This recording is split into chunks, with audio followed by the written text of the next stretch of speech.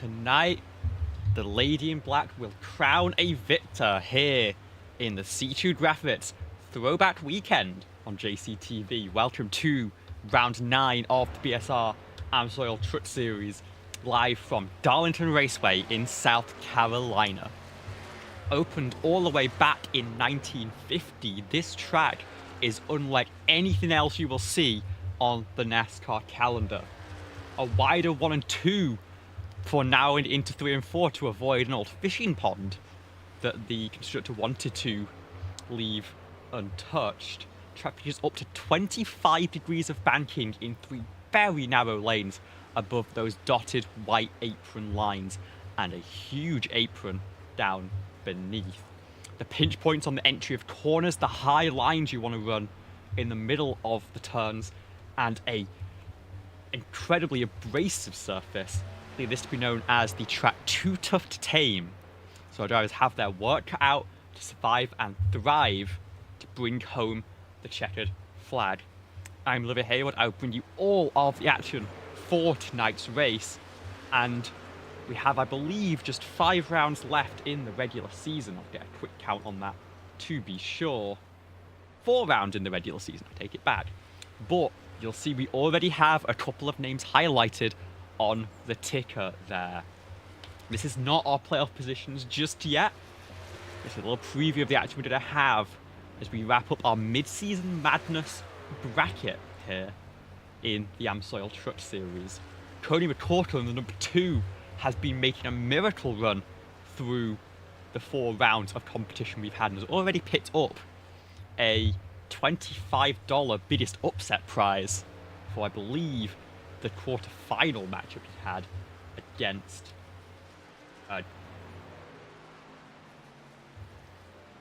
if I'm correct about that, against Justin Durand.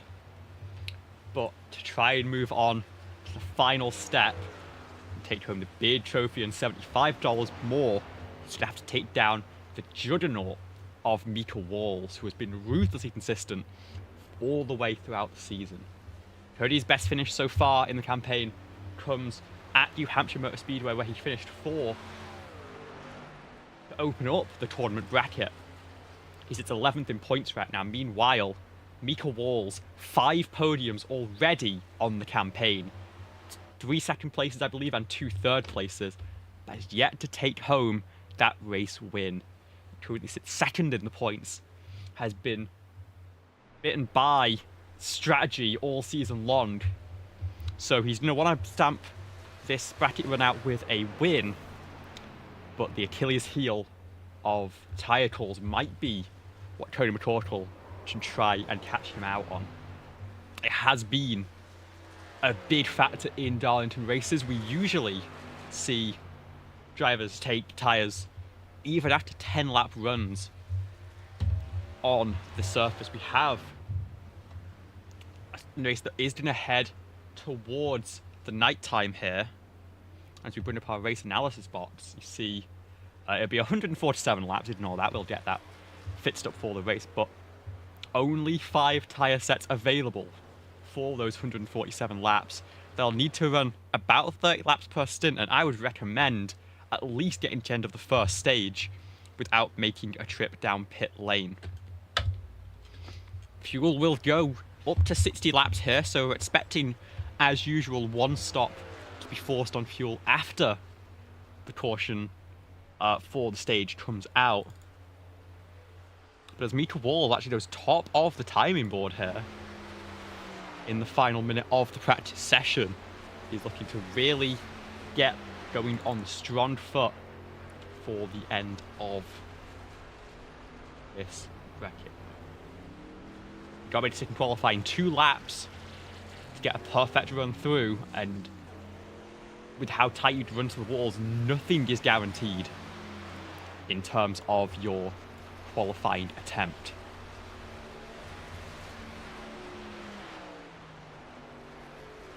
As we finish out the final 20 seconds of this practice session, we will head straight into that qualifying run. And if you will look at exactly what these drivers will do, take you through a hot lap course in that, you can see just how difficult it is to stay out of the walls here and bring home a perfect lap time within that 29-second window.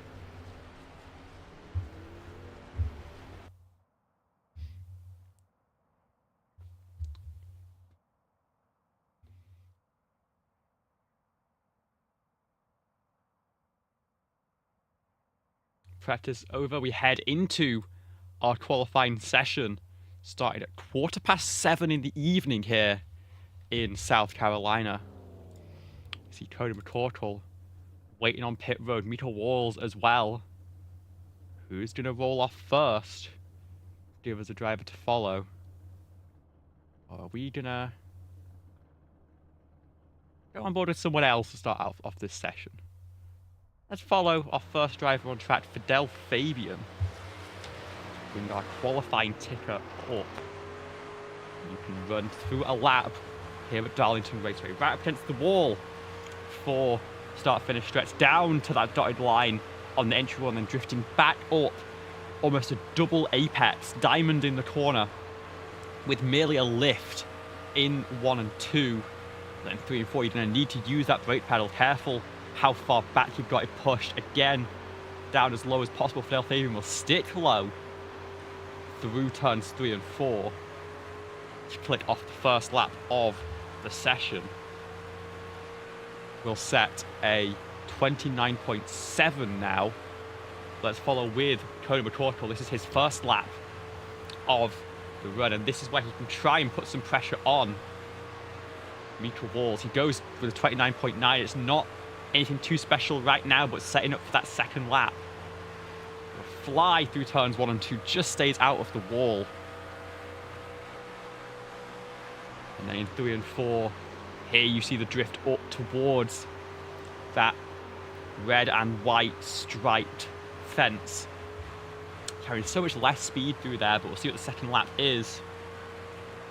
And it's going to be a big improvement, a 29.699, a nice lap from Cody McCorkle to go provisionally P3. With 6 drivers currently on the board. A lot of drivers maybe waiting for the session to progress, knowing that the track is going to get a little bit colder. Mika Walls still yet to start rolling, so we'll follow with Michael Kruger in the number 41. So what he's able to do in that JCTV Chevrolet. Up at the wall. This is the first lap that Kruger has. William Kemp goes fastest, with Alex Kerfen now jumping up. And Michael Kruger, right on cue, is going to put the 41 to provisional pole. On just the first lap, we've seen drivers improve pretty consistently on lap number 2. We'll see if he has anything left in the tank and in those Goodyear tyres to make a run at this.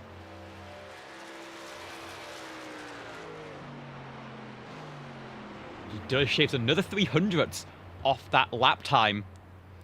Now we will jump to Mika Walls, who's just heading off pit road here. 1:40 left in the session. His rival Cody McCorkle currently lined up 9th in the middle of the qualifying pack with a good lap, to be fair.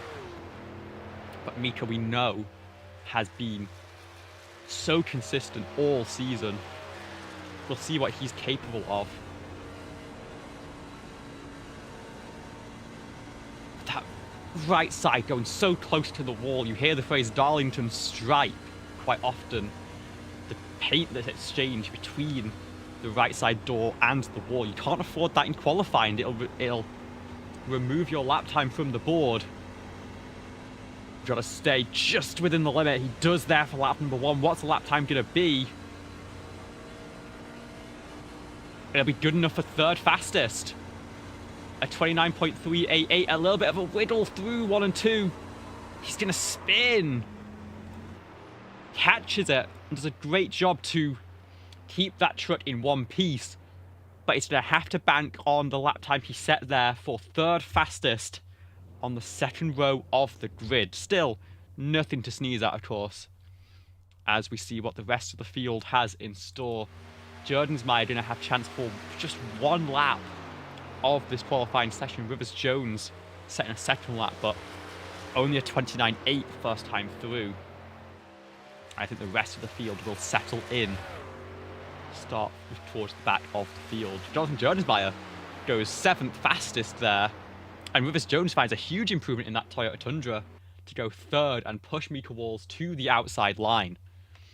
That's our qualifying session wrapped up, and we are going to head straight in to our grid for tonight's race.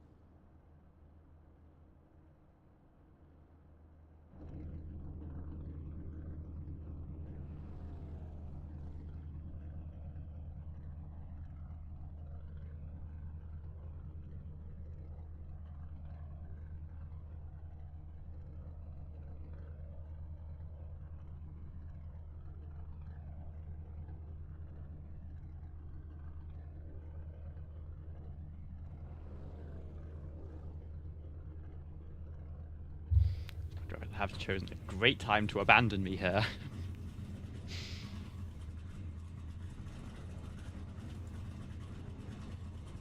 We'll get those fired back up nice and quickly and bring you the action for tonight's grid.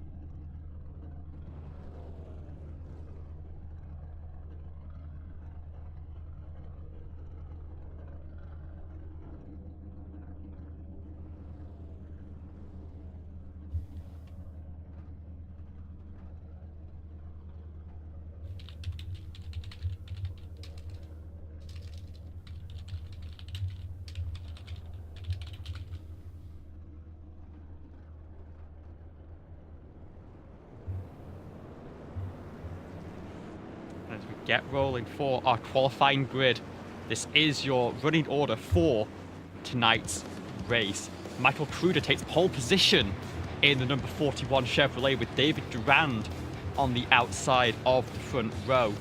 Rivers Jones will line up P3 with Mika Walls, your bracket contender, in P4. Stephen Maggio and Alex Kerfen will line up on row number 3, with Jonathan Jordensmeyer and William Kempf lining up 7th and 8th.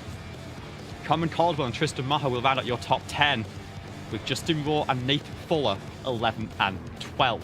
Gabe Zola will line up 13th with Zach Probst on the outside, and then Tony McCorkle, your other bracket contender, knocked all the way down to 15th by the end of the session. Dale Fabian will run on his outside. Ryan Bodie and Jonathan Canfield on row number 9, with Ty Watermolen and Andrew Davis lining up 19th and 20th. Zachary Wareham and Stephen Thornton will round out your 22-car field for tonight's race. And as we get through to the end of the pace lap, we're getting ready to go. It is Brian Flavin in control, and David Durand does a great jump off the launch there. We are green here in Darlington.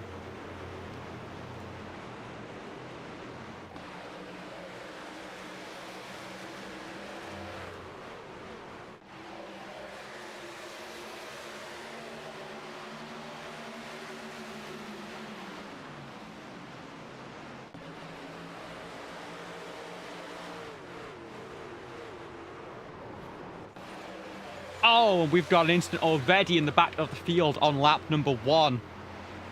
That'll be, it looks like, Fidel Fabian and Stephen Thornton, the two trucks most involved in that one. Caution is out already, and that will bunch up the field for the first time here in tonight's race. Let's see if we can get a look at what happened for these drivers as we get back into first portion of tonight's race.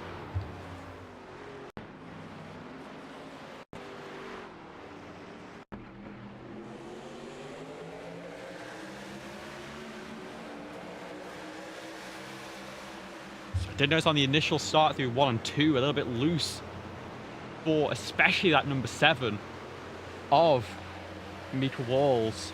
11 also getting a little bit squirrely there as we have 5 trucks down on pit lane. We'll get a look at exactly what's happened here. Let's try and slow it down as we go up into the skies for the first time tonight.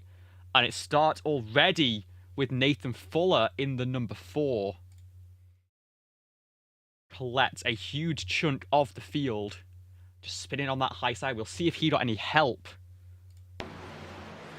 as we roll through. And it looks like maybe just a little bit loose on his own.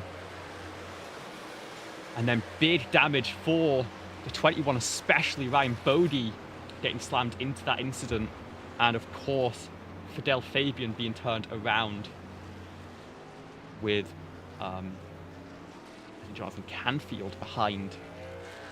We'll jump back to live pitch. We've got a few trucks into the pit lane already.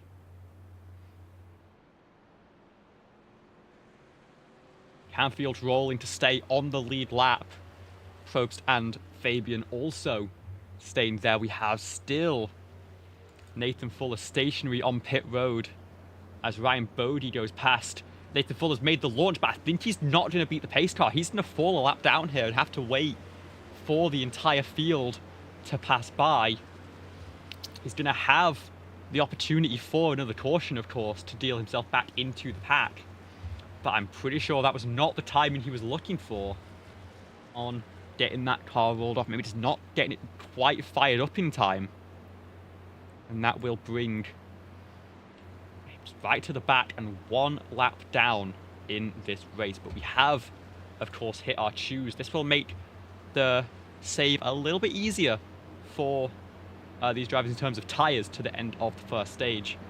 4 laps being taken off the books, as it looks like 46 of Stephen Thornton will fall to the back of the field for this restart. Up front, Michael Cruder, our pole sitter, now has control of this restart once we get into the zone off turn number 4. Rivers Jones jumped up onto the outside of row number 1. We enter the restart zone. Michael Cruder with a great getaway here. He's going to be completely clear by the start-finish line. And we'll see what happens behind us. We go green for the second time tonight. Just, of course, too wide. We have a little bit of a wiggle there. Cameron Caldwell nearly getting pushed around. There's the electrician, but off 2, you can see trucks up against the wall, really trying to make sure to not knock it down. There's a wiggle that can very easily send you into the truck below you. Just to Maha William Kemp fighting side by side as we get our first full green flag lap in action here. As I believe that's Jonathan Canfield or Stephen Thornton dropping towards the back of the field. Big group behind that is detached from the field. I'm thinking maybe dealing with damage, led by Fidel Fabian. But of course, we'll stay on this battle for the front of the pack. The top 2 with a breakaway. Mika Walls up to 3rd now, has managed to get past David Durant, who is being swallowed up right now. Started 2nd, has fallen already to 5th in just 3 green flag laps. And here comes Alex Kerfen on the low side to try and make it even worse for the number 24. We're going to stay in the right direction for the time being. And now Jonathan Jerdensmeyer in that Ford F-150 looking to also pounce and sneak through on Kerfen as well. They're to stay side by side, coming across the start-finish line and towards turn number 1 once again. And Kerfen knocks down the wall, picks up the first strike of the evening, and that will wave the 0-0 through into 6th place. Scatter behind Cameron Caldwell to the inside.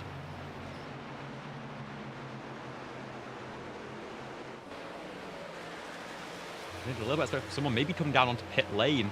Ryan Bodie forced to pit, take some more repairs on that number 21. Nathan Fuller will stay in the lucky dog position for the time being, but he's also well off pace right now.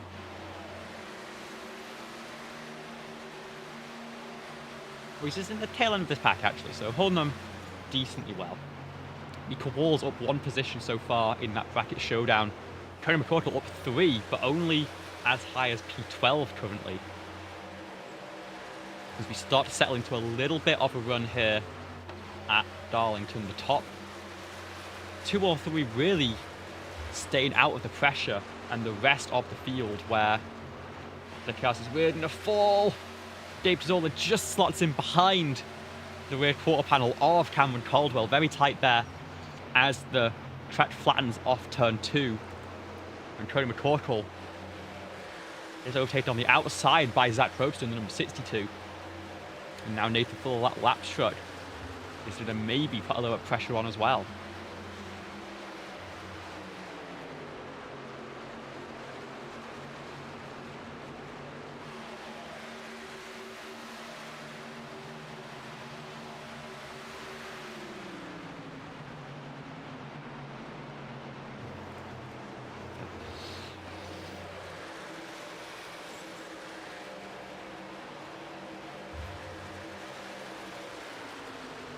That group of Thornton, Fabian and Canfield, who picked up damage on lap number 1, already 20 seconds back off our race leader there. Tripping out to it a little bit, and you see that throwback delivery of Canfield going to the low side in turn 3. I think maybe looking for pit road, but not able to find it this time by. What this is going to mean, though, is that for our leaders, they have lap traffic already on the radar just 10 laps into this green flag run, with more than 20 left before we hit the end of the opening stage. And this is where Darlington can get incredibly tricky indeed. If we get a green flag pit cycle, we'll see that doubly so, with how the tyre wear spreads out. Already fallen off by at least half a second, I'd say, from the start of the race. Canfield again with a mistake. He's going to fall to the low side and get out of the way to fall 1 lap down. There's a very wide apron he can use if he's willing to get it stuck to the bottom of the racetrack and drive it almost like a New Hampshire. And he will stay well out of the way and let the field through. Nathan Fuller still hold on to the God spot because of that. But up at the front of the field, Michael Kruger and Rivers Jones have Fidel Fabian now to contend with. Fidel Fabian running about 2 seconds off the pace in that number 11. Goes to the apron in the middle of turns 1 and 2 to let Kruger, Jones, and I think the rest of the field through at this point. And these lap trucks not wanting to get involved at all in the early portion of this race.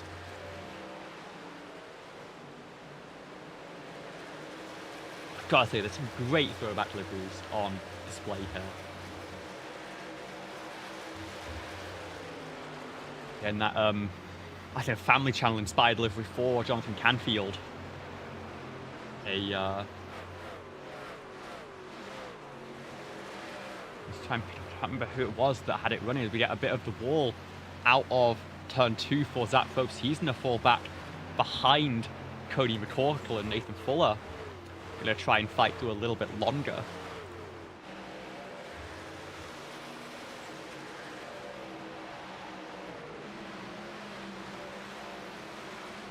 Remember who it was that had the fantastic Hudson Hornet paint and hopefully not be out of the race so far. It was Stephen Maggio all the way up in 4th place. It has the rear quarter panel number, which is normally not my favourite option for where to put it, but with the word mark on the door, I think it does look just wonderful. And perfect spirit of the throwback weekend here, presented by C2 Graphics.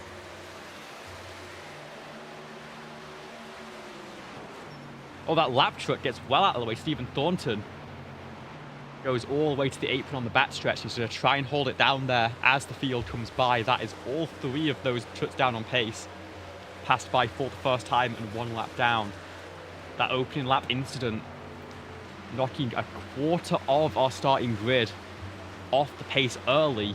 They are all praying for a caution sooner rather than later, and maybe a bit of attrition to fall for the rest of the field. But up at the front, Rivers Jones did a great job holding on to Michael Kruger in that 41, bunched back up a little bit as the run has continued on. And then look who it is just behind in the number 7, Mika Walls. All the way up in 3rd, started 4th of course, and is exactly where he wants to be right now to secure that bracket prize and potentially also make a run towards the top of the standings. Just trails Rivers Jones by 4 points right now for the top spot in the regular season order. And of course that's going to be crucial for as we head into the playoffs. A little bit who's there out for Walls. Man, I just hold on to it without too much trouble. But I think that shows that maybe the rear tyres starting to suffer a little bit more as this track surface starts to really bite against these drivers. Top 7 with a big breakaway as Cody McCorkle all of a sudden has gone all the way up the racetrack. Zach Probst has started to try and cut through as well, as we are 3 wide into turn number 3. Nathan Fuller, that lap truck really getting in the way as they're trying to fight back through the field. I'm sure incredibly frustrating for Justin Raw, William Kempf, and everyone behind. Steven, there's not really too much threat for the Lucky Dodge. Stephen Thornton has rejoined the pack, but it's 2 seconds behind and just doesn't quite have the same pace that Nathan Fuller has been carrying so far in this stint.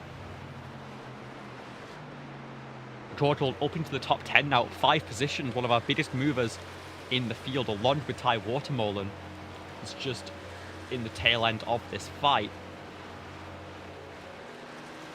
We've got a battle forming for P5, a 3-way fight, and more importantly, we are going to be side by side as turn 3 for the race lead. Michael Kruger stays high. Rivers Jones takes that low lane.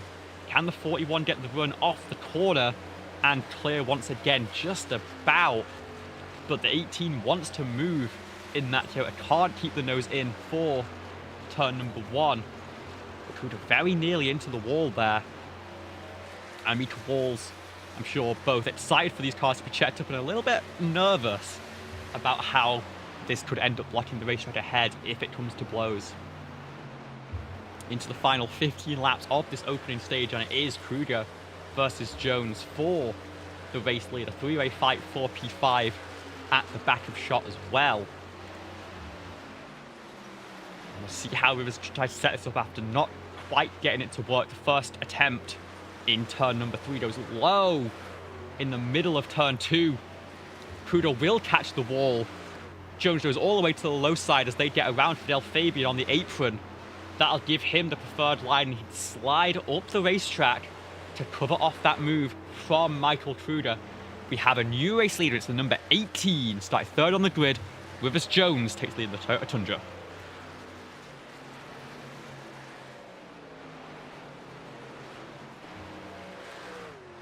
Kruger into the wall again in turn 1 there. Really starting to struggle with the handling of that Chevrolet Silverado. And we have those 2 behind, Michael Walls, Stephen Maggio, I'm sure looking to capitalize if it gets handed to them.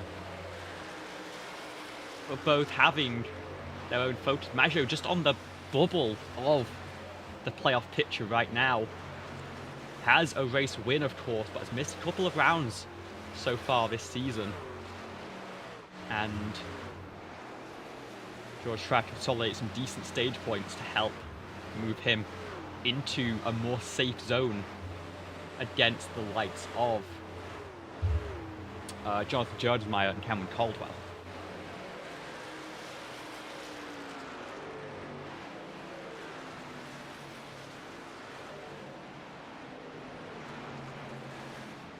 Michael Cruder not particularly in the playoff fight right now. He's been running more of a part-time season in the 41. Rivers Jones, of course, your current points leader and looking to stamp the authority there as we get into the rest of the regular season, as Walls has actually fallen back here. Trying to see there's a little bit of damage on the nose of that 7. It looks like it might be okay, but the caution is out on the racetrack. And it looks like it's Nathan Fuller, that lap truck who was fighting quite aggressively through the field, that is going to bring that out and just about save Gabe Chizola from going a lap down. We are going to have a late shootout for the end of the opening stage. It's going to play havoc on the race strategy, but first, let's see what's happened to the number 4 here, coming off turn number 2. Oh, has a wiggle and gets pushed aggressively by. That would be the 76 of Justin Raw. Let's try and roll this back and get on board with the number 76. And we'll see just how much time he necessarily had to react to this one. Again, Nathan Fuller 1 lap down, but with some great pace in the truck so far. You see a little bit of a bobble off turn 2, gets a slight tap of the ball. Raw goes low, thinking that Fuller's going to keep it high, and then Fuller just walks it down a little bit. And the 76 doesn't really do much to get out of the throttle. Of course, the 4 does walk down into the lane as well. A tough one there, but we'll go back to live pictures. And I think a majority of the field staying out here, not wanting to put themselves at even a couple of laps tyre disadvantage for the opening stage, not to mention some good stage points on offer, of course. That's crucial for your regular season. Raw is down pit lane, as is David Durand, who fell quite a long way back in that opening stint. He's trying to flip the stage to recover a little bit. Kemp, Raw, Chizola gonna do the same. We come off pit lane. It looks like it'll be Durand first off lane, then Raw, then William Kemp potentially. Maybe the 09 still taking a little bit of damage repair. Just so we've not picked up an incident for these drivers does not mean that their truck is running perfectly in one piece. It's so easy to pick up bodywork optional damage, maybe a little bit on the toe links as well. Kemp will finally get going in that F-150. I finish off the first pit stop of the night. Fidel Fabian 2 laps down as well. And Dave Chizola, of course, the big winner out of that, stays on the lead lap, takes some more repairs here, and will cycle out back into the fight with hopefully a bit more pace in that number 95. We are lined up single file once again. Remember, these trucks did not make a pit stop. They are saving the set of tyres until after the stage caution, just 5 laps time. The next caution will probably end the opening stage. And it's Rivers Jones now in control of the field after that mistake from Michael Kruger about 10 laps ago. Stephen Maggio, Michael Walls will round out the top 4 with Jerdensmeyer in 5th. All 3 manufacturers represented in that top 5 right now. 10 trucks staying out. I think there's a good chance that Durand, maybe Raw and Watermolen could cut through and pick up a couple of stage points before these 5 laps are up. But it's this fight at the front of the field that I'm fascinated by. We'll see what these drivers are able to do. Rivers Jones in control of the restart and has a pretty decent lead already on Michael Kruger as they run through turn 4. Number 18 gets into the zone. A nice smooth getaway, and Kruger, not with the best start, has a little bit of wheel spin. That'll bottle up Walls, and he's going to go to the low side immediately, try to shuffle out the number 41. But it'll be just Jerdensmeyer who's able to sneak to the inside. Further back, this could get a little bit ugly with trucks on fresh tyres. You see the lane already being formed by David Durand and Justin Raw, with Cody McCorkle on the top side there on the older tyres. This is the delta that we're dealing with Well, there are 12 wide shots here to catch the 3-4 wide action. Rivers Jones still defends from Stephen Maggio and Michael Kruder, now down to 3rd place.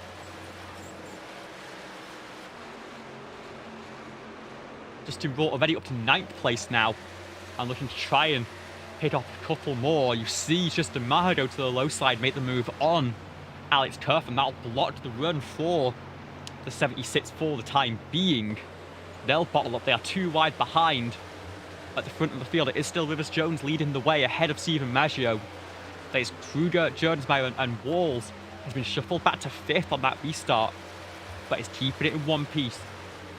Knows that it's still a decent amount of stage points, but still side by side for 7th place. This has to be incredibly frustrating for Justin Raw and David Durant, who are side by side on fresh tyres behind, but have absolutely nowhere to go with these trucks, just trying to get to the end of the stage and bank the points they have. We'll see if Raw is brave enough to try and go 3 wide. He doesn't have the momentum through the exit of the corner to make it happen.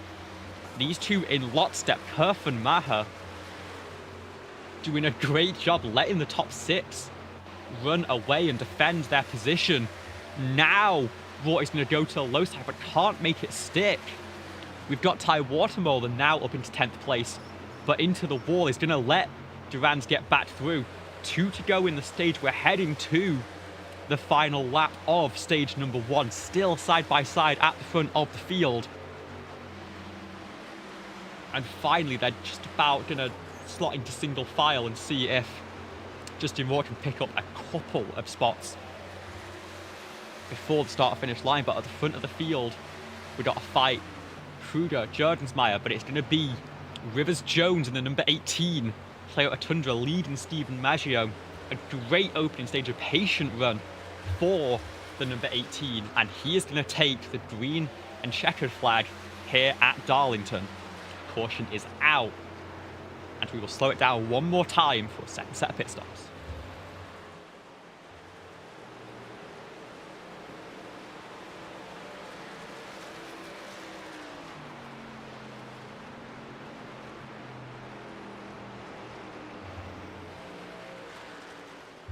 Jones, Maggio, Kruger, Jordensmeyer, Michael Walls will finish 5th in that stage. Great run from all of them.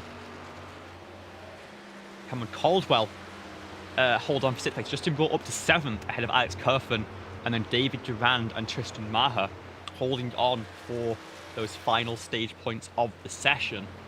The question is, how much were they pushing to try and use those tyres and get forward?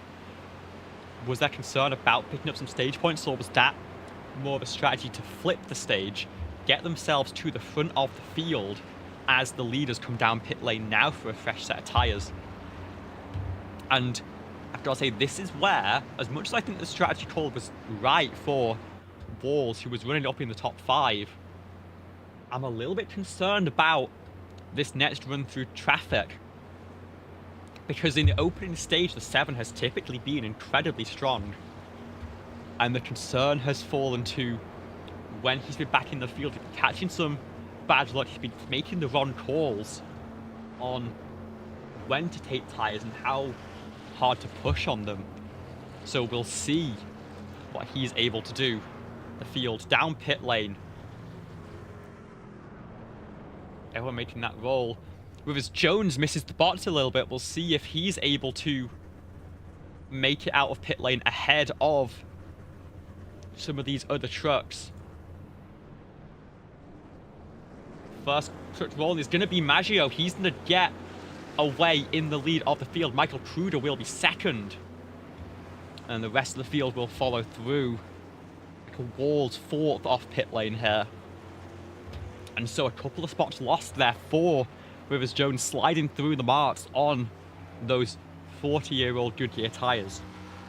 Trucks that stayed out in that cycle, just Justin Raw and David Durand. Everyone else taking a pit stop to cycle back through. So this is going to be interesting to see what they're able to do. Of course, Durand started 2nd, but didn't have a good run early in the event. Justin Raw started 11th, took the strategy gamble, and now is going to be going to the inside to lead the field back to green. Just over 100 laps though. Shouldn't be much in the way of fuel save required for these drivers if we stay green, but the tyre save is another story entirely. Our bracket battle continues. Michael Walls, 6th place. Cody McCorkle down in 15th, and actually took a 50-second pit stop to get some repairs on that number 2, it seems. So he's got more work to do. Try and continue this Cinderella run through the mid-season madness. Walls got Pruder, Jones, Jerdensmeyer and Caldwell for company. Maybe hoping to keep this as under control as possible, but it's Justin Raw, the one who has control of the field. These tyres run 5 green flag laps since they were bolted on for the front row. They are lined up side by side. We'll see if there's any wheel spin for these drivers if we get to the restart zone. And Justin Raw will pull away nice and smoothly and quite a long way from from David Durand, who is already under attack from Stephen Maggio. Durand's in the wall. This is going to check up the outside lane. Walls goes to the low side to try and sweep through. Is going to shuffle past Kruger and now made that attempt on David Durand. So that strategy immediately not paying off for number 24. Justin Raw as well down to 3rd place. That 5-lap tyre delta proving to already be a major factor in this race as Walls clears for 5th. Kruger will try and follow through, and now the next up for the 7 is Justin Raw, who has just 5 lap older tyres. This is a huge piece of information for those wondering about towards the end of the race. Of course, temperatures are dropping, track temp down into the 80s Fahrenheit as we tick past 8 p.m. and the caution is going to be out, and it's going to be Cameron Caldwell involved, I believe. We've got William Kemp still turned around on the front stretch, and we'll see where that starts. I believe it might have been with the number 12 at the front of that pack. Let's try and get a replay queued up of that one. And the 12 does have a little bit of a tap with David Durand Jr. He gets put hard into the wall, and that strategy gamble really paying off bad. Let's get a replay and try and slow this down as we go up into the skies one more time to see exactly what the lanes were running. And it's such a light piece of contact, but ultimately Caldwell wasn't clear there. The 17 of Tristan Maher ends up piling into it. The 09 William Kempf, the 62 of Zach Probst, also getting caught up a little bit. Making it through cleanly was the number 2 of Cody McCorkle there. But I think we're going to have a number of cars back down on pit lane for some repairs. It's Durand, Caldwell, Tristan Maher, Cazzola and Zach Probst all taking some fixes from that instant. We'll see if any of them are going to fall a lap down. I'm worried about the angle of that number 24's right front tyre. That is a lot of camber, and I'm not sure whether that's as much as there's meant to be on this setup.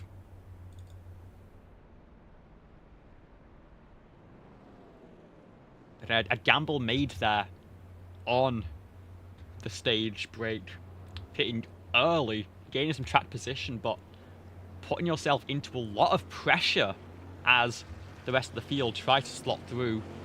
Durand will stay on the lead lap, but you compare to Cameron Caldwell, there's a little bit of a kick out actually on that right front on the number 12 as well. That wasn't where the big impact was for Caldwell. So maybe number 24 just about getting away with this one, as the front bodywork does look decently intact as well on that right front corner. Everyone who made a stop there for repairs will stay on the lead lap, as William Kemp is down on pit lane for maybe a splash of fuel and a little bit more fixing done to the car. going back green with 101 laps remaining in this race. And it's Stephen Maggio back to the front of the field ahead of Rivers Jones, who will be lined up to his immediate outside.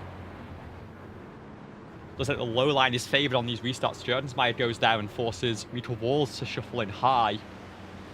Justin Roth holds on to 5th on those older tyres. He's done a better job holding on to those positions compared to what Duran was able to do, but still been swallowed up a little bit as we head towards the restart.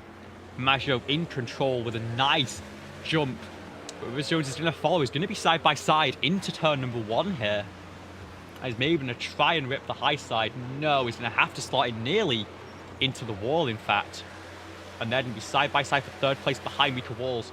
Try to get the slingshot off too, but a little bit of contact with the wall. And that's Cody McCorkle down all the way to the apron. Going to save it on the way back up into turn 3 and keep it rolling. Not the least stressful race for the number 2 so far, but a great job to make it through that incident especially. And slotting as Kerfen and Kruder are going to go side by side here. And I think Kerfen just going to get shuffled out and forced to slot in on the exit of turn number 2. Justin Roth, remember, up 6 positions, but on those 5-lap older tyres, going to have a lot of work to do to hold on to any more spots. Who just started on the pole has fallen back down to 6th here, but we know he has good pace, especially in the short run. I'm sure he'll be eager to get back around the number 76 and back towards the top 4 on the fresh tyres.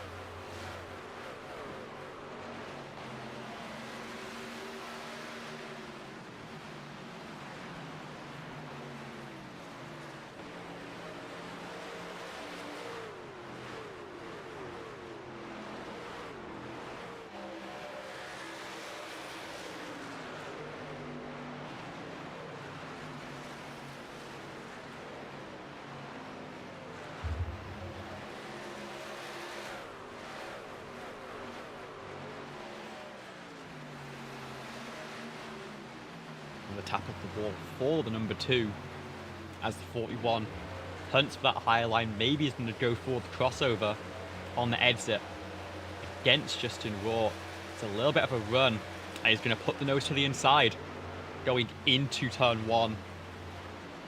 Just been forced to leave space. They're going to be side by side, but the outside line's carrying a little bit more momentum for the 76, and he's able to defend that move for the time being. Roth holds on for P5. I think the lead's going to shuffle past Gabe Zola on that low side. And was that Jonathan Canfield, I believe? He's going to shuffle out. With him and Gabe Zola actually letting the field by, giving up a lap to not get caught up in the shenanigans, let's say. As we are going to have potentially another battle for the race lead, because Jones setting up on Stephen Maggio in these 2 lead Toyotas, and Jones is going to have the inside line through turn 3. We know how powerful it's going to be. He can get a clean exit off turn number 4. Stephen Maggio has the run, has the advantage. Will he clear to be able to cover it into turn number 1? The answer is yes. And for now, number 51 stays at the point.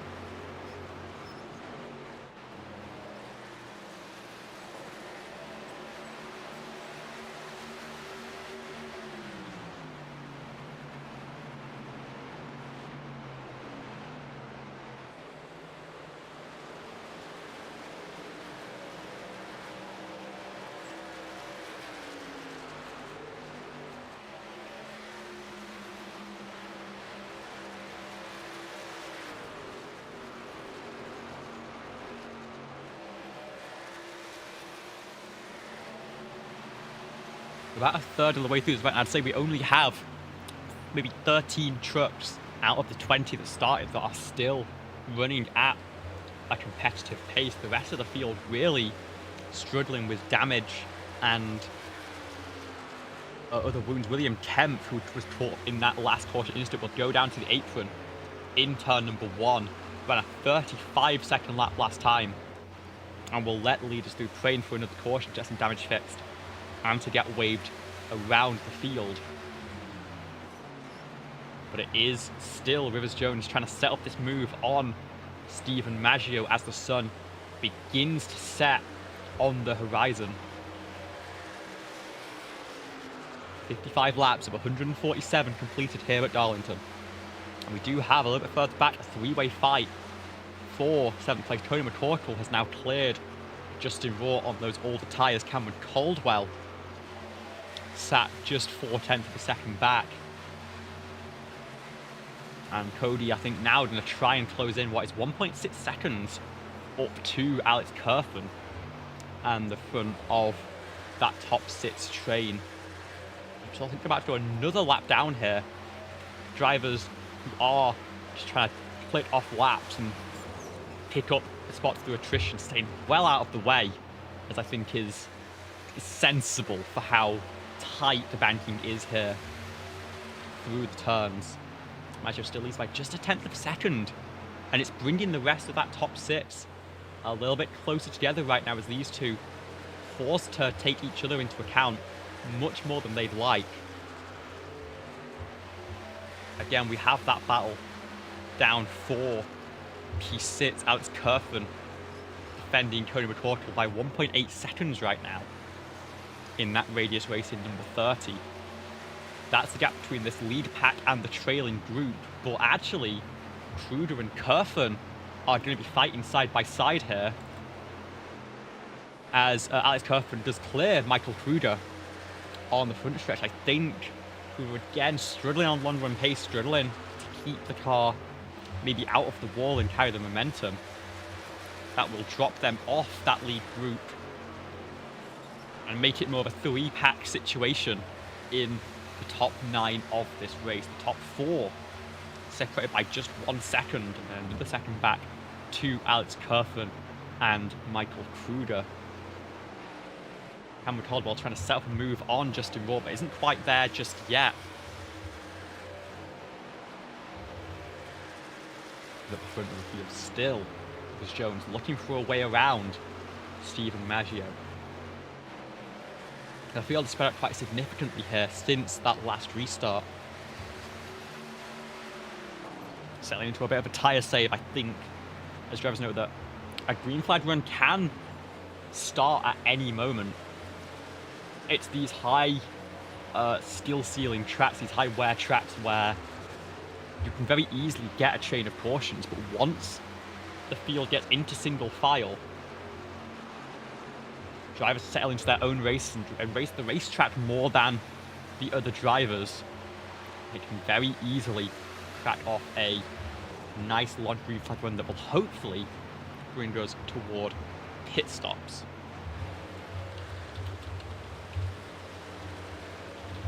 Of course, the window not open yet.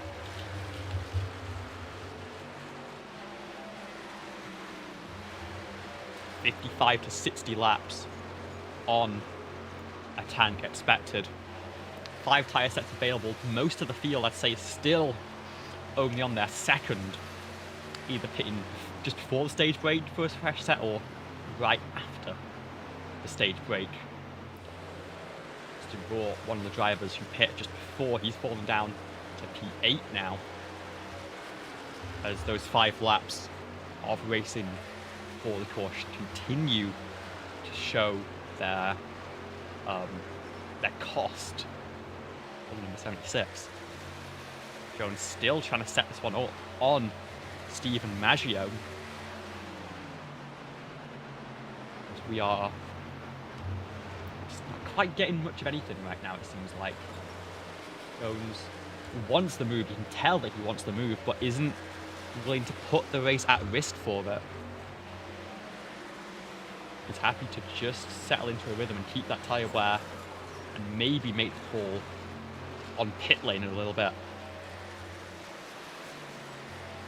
Jonathan Canfield moves over, will fall 4 laps down now in that number 16, caught up in the lap 1 incident, as Ty Watermall has had a little bit of an issue as well, I think, is 14 seconds back from our leaders, and a little bit of damage on the nose of that number 68. Maybe not, as the caution is out now. And it's Michael Kruder on the front stretch. That'll bunch the field up. That'll give them a chance to take a fresh set of tyres. What has happened to the number 41 here? Try and get a replay up.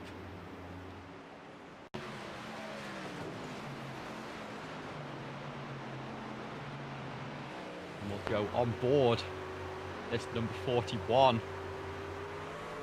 And just loose off the corner. Oh no!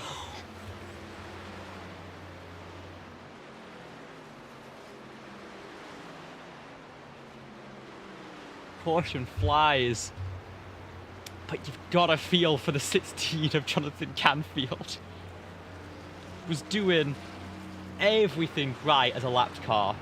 Just trying to get those laps turned in. Knew he was struggling, knew he had damage. Staying well off the racing line, and then suddenly he comes off turn 4. You see the yaw already on the 41. He's going to slide down the racetrack 3 lanes and send Canfield straight into the wall on the passenger side. He's going to slide to a halt, and that is going to be some more work needed from the crew of the 16. Super unfortunate for them, as everyone is down pit lane except for Stephen Thornton. I imagine he's going to make that call next time by, because I would not want to be at the front of the field on 30 lap old tyres here. That seems like a great way to end up in the inside wall. Pit stops are crucial. See Cody McCorkle, first one rolling, but at the front of the field it is going to be Rivers Jones, who retakes the advantage on pit lane here. Had a slow stop in the caution is... Oh no, as Rivers Jones sped, I think he's going to fall to the tail end of the field here. Got a jump to try and pounce on Stephen Maggio and go to the front of the field. But it looks like the number 18 now being forced to serve a penalty to fall to the tail end of the lead lap. And Rivers Jones has all of the work to do once again. He's now going to have to walk all the way through. Stephen Thornton will pull into pit lane. Maggio now will be the one to choose low and cycle in. And would you look at this? On the low side, Cody McCorkle up to P5, and right ahead on that inside line, his rival, number 7, Michael Walls. Even tyres, a shot right at each other right now. We'll see how McCorkle's able to hang on to a driver who we know has been incredibly consistent so far in this race, but it will be Stephen Maggio at the front of the field, ahead of Jerdensmeyer and Walls. It's Toyota, Ford, Chevrolet on this restart. Rivers Jones only down as far as 10th place, I think, with a lot of drivers taking repairs and coming out on the wanted green. But it's still in a little bit of a danger zone. Michael Kruder only had a few seconds of repair to take there. Jonathan Canfield, unfortunately, not so lucky. His day might be done.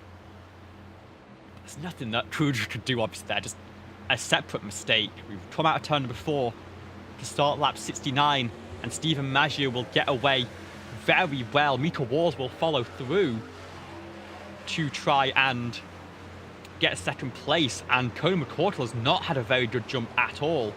He's already fallen down to 6th place, and he's going to be under pressure here from Caldwell and Kruger on the exit of turn 2 as Caldwell gets a little bit loose off the corner. They're going to be 3 wide. Kruger will slot through. Rivers Jones will be patient on this one.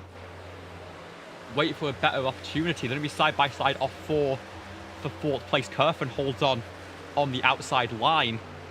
And now Cody McCorkle going to try and slot through and put some more pressure back on. They're going to be side by side through the corner. A little loose from Cody McCorkle. Kruder will go low to avoid. That is going to actually give the position back to Cameron Caldwell in the number 12. And Rivers Jones now going to try and make the move as well for P8, I believe that is, as ATVO not being my friend tonight. It's got to be said. Side by side in turns 1 and 2. Caldwell and McCorkle. McCorkle will get into the wall and fall down the order. Really struggling on the restart here. And will fall back behind Ty Watermolen even. Down to, I believe, 10th place. Front of the field, Maggio still leads from Walls, Jerdensmeyer and Kerfen. That inside line, just having direct view of the leader, easy to know when to make that jump. And Walls taking huge advantage to get up into 2nd place.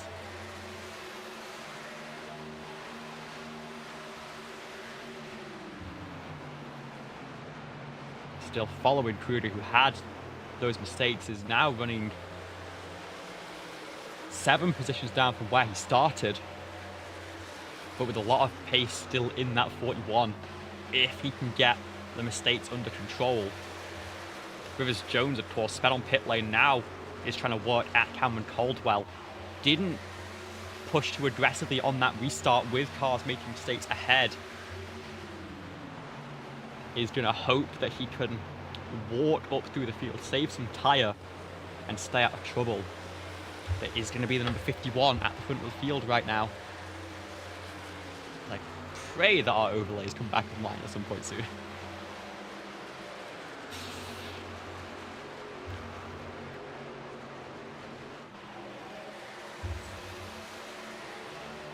Alex Kerfen is going to go to the low side, as is Rivers Jones.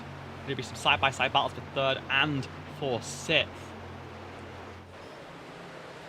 going to slot in. It looks like Kerfen is going to inherit 3rd place, but it's going to be a bit of pressure still. Cameron Caldwell on the outside of turn 1 now on Rivers Jones. As we tick through the race. This entire top 8 still under a blanket. And a single mistake could shuffle these positions very aggressively.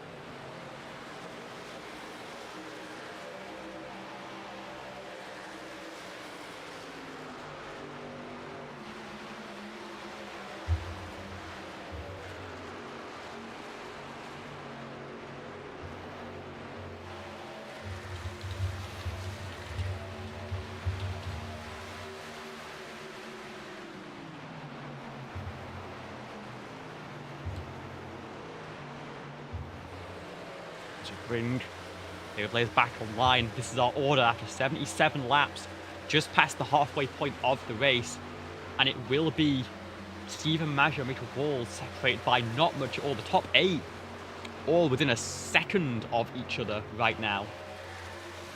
Alex Kerfen up to P3 and looking to try and make a few more moves here. It's Jones to the inside of Cameron Caldwell again. We mentioned that speeding penalty that forced him to the end of the line. Trying to cut back through now as Caldwell defends the high side and is going to hold on for the time being. Further back, we've got Watermolen 2.2 off this patch, Probst another 2.2, and then Cody McCorkle, the final car, really on pace in this one right now. Still 7 seconds back of our race leaders as these leaders are going to come up against a little bit of traffic. David Durand trying to fight to stay on the lead lap is not going to move over quite as easily as Fidel Fabian and the rest of the lap trucks. He's in lucky opposition, the only truck within 4 laps of the race leader, but he's going to need the caution. And Cameron Caldwell gets into the back of David Durand in turn number 2, and that's going to be another caution out on the racetrack.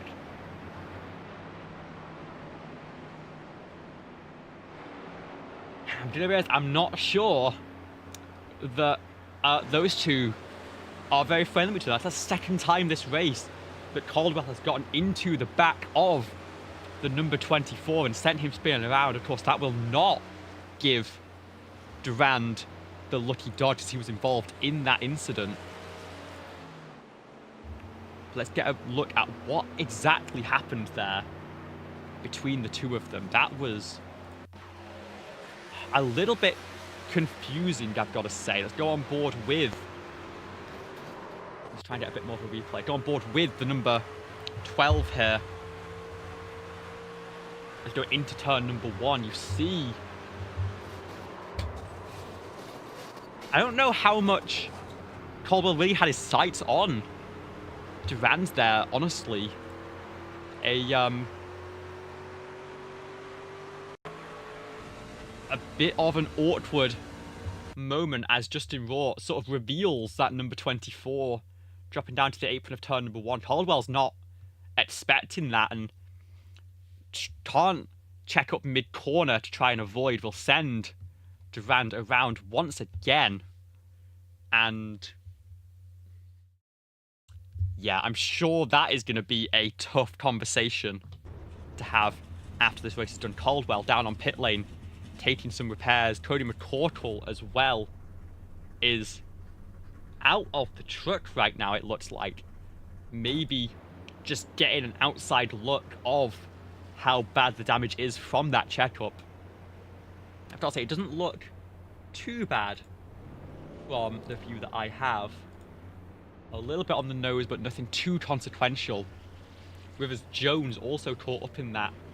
Is going to take some repairs, and do we get a set of tyres on that number 18? It does not look like we did. No one wanted to take their penultimate set just yet with 65 laps in this race.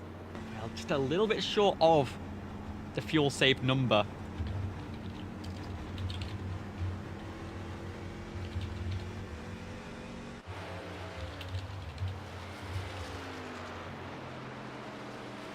Again, 60 laps will be as far as you're willing to stretch it on fuel here.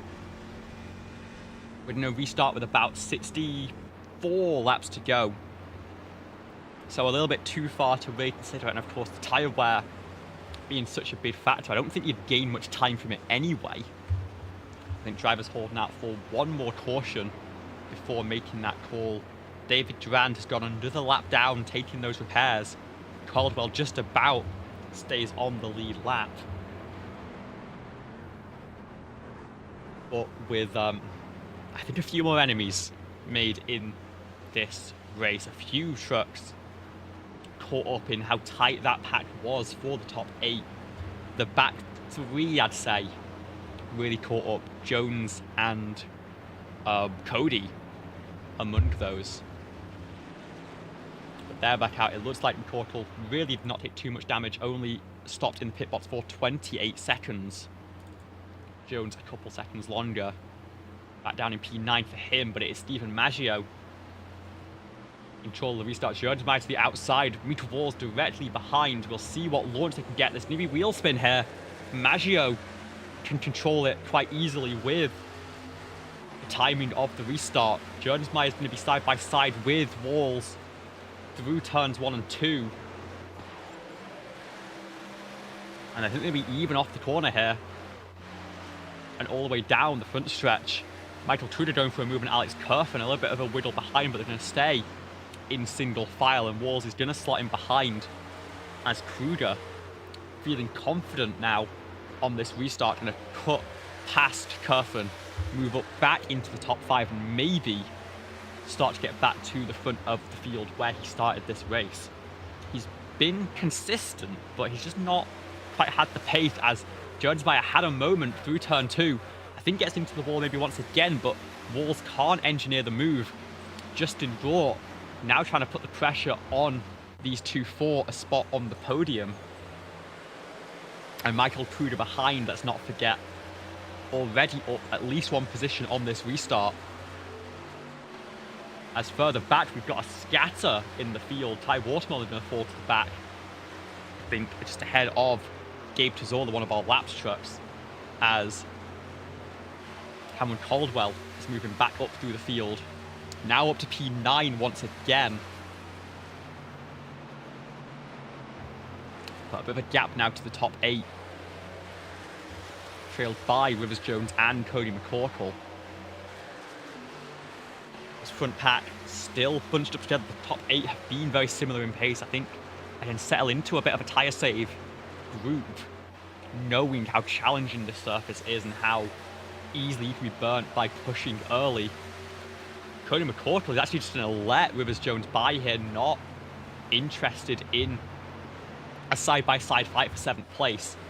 Knows that it's a long game to try and overhaul Walls in the number 7. But Walls is putting a lot of pressure on, running 3rd place, trying to get towards 2nd. With Jones having that mistake on pit lane and falling further back, Walls is going to group up to potentially take the championship lead with just a spot or 2 more. But as it stands, half a second off Stephen Maggio, who has a fantastic run so far, is exactly where he wants to be in the clean air and clean racetrack ahead. And it's Jordensmeyer in the Ford F-150 who's looked a little bit uncertain since this restart. That it's probably given Micah the most stress right now. Cameron Caldwell also passed Cody McCorkle up into P8. Number 2 very much trying to ride and make it to what would be the caution expected for the final stop, as looks like Rivers Jones a little bit loose off turn 4. I'm not sure whether there was contact with the 18. I'm gonna guess no, because I think there'd be a bit more aggression from the Yahoo truck if that was a tap to enter the move. I think Caldwell might have maybe taken a fresh set of tyres in the pit lane there. What is expected to be the penultimate set for the number 12 crew. So that's the strategy gamble that has been made following that incident. And that's why he's closing in so aggressively onto the top 6 and why McCorkle and Jones don't want anything to do with it.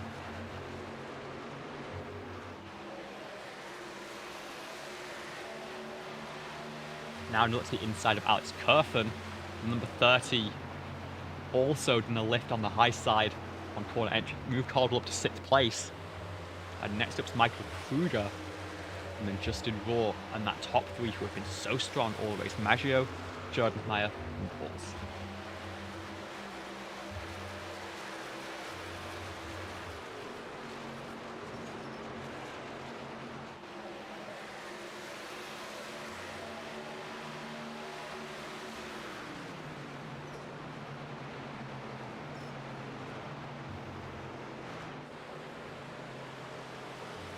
Time just past 8:30 in sim as Caldwell goes on the high side around Michael Kruger up to 5th place. The track temp not falling that aggressively, as if you get ambient temperature still 28 Celsius in South Carolina.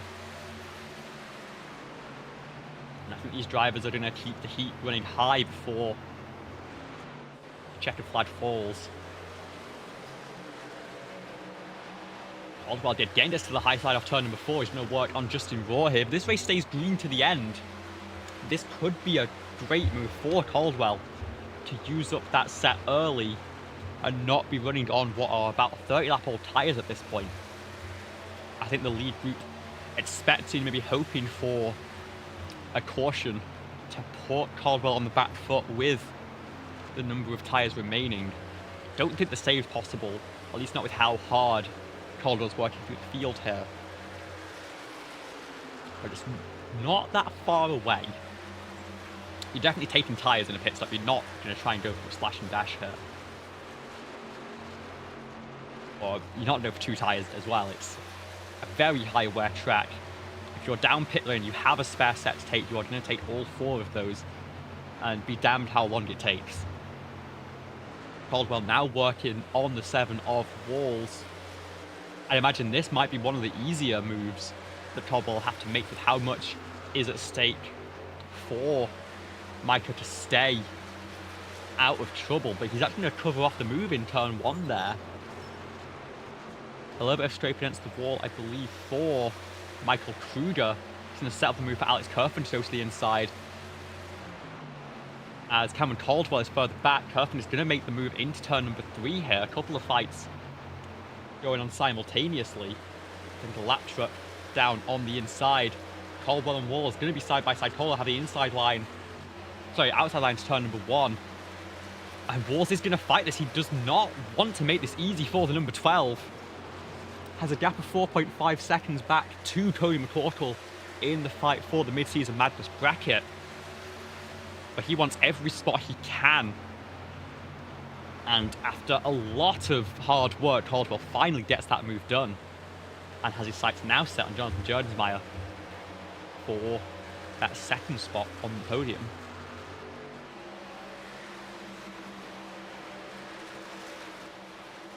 A fight here for P9 and 10.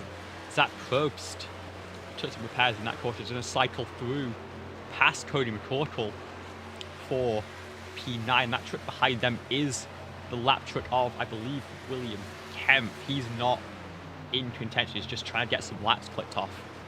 So admittedly is racing for position with Jonathan Canfield right now. Just 2 seconds separating those two. Caldwell has now cleared Jonathan Jerdensmeyer as we were watching that battle. And I think we're going to have to stay focused on the number 12 as he starts to make work to try and go for this race lead. Stephen Maggio just 1.2 seconds up the road as we enter into the final 50 laps of the race.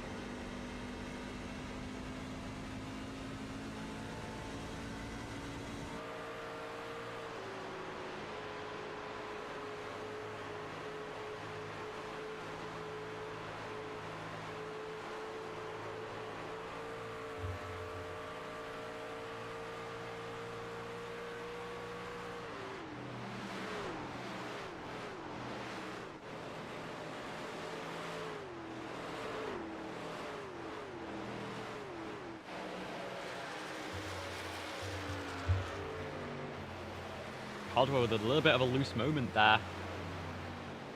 Off turn number 2 last time by. Is still closed in to within a second of Stephen Maggio, but maybe has taken the best out of that newer set of Goodyear tyres. Been almost 20 laps now, been pushing hard to charge from the back of the field all the way up to second place.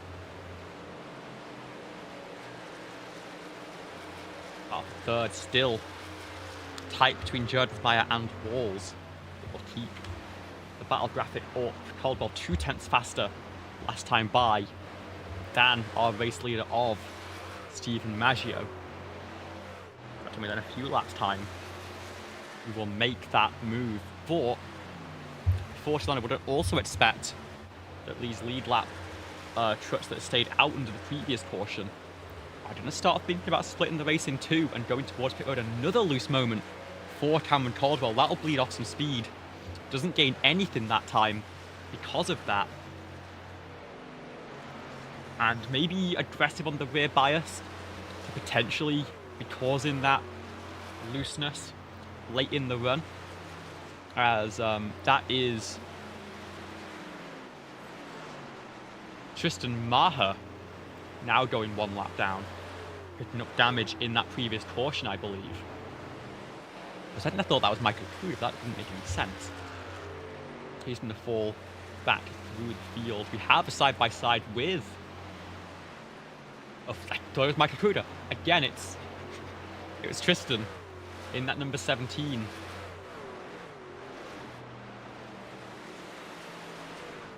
A three-way fight for P5 right now in the back of shot. Christian Rohr trying to work on Alex Kerfen, but getting into the wall there. He's going to be checked up a little bit. This group tries to make some progress. Caldwell stalled out at about 0.6 of a second right now. As Rivers Jones down on pit lane, he's going to open up the pit stop cycle in that number 18. And we'll see who is going to respond in the next few laps. The leaders staying out for the time being. Maggio fending off Caldwell, settling to 31.5 last time by. About 2 seconds of fall off currently on the tyres for all of these lead lap trips, including Caldwell at this point. But he has banked that higher position. He only has one set, we think, left to run. So he's hoping that this stays a little bit natural and one more caution at most, as Wall's putting some pressure on Jordensmeyer.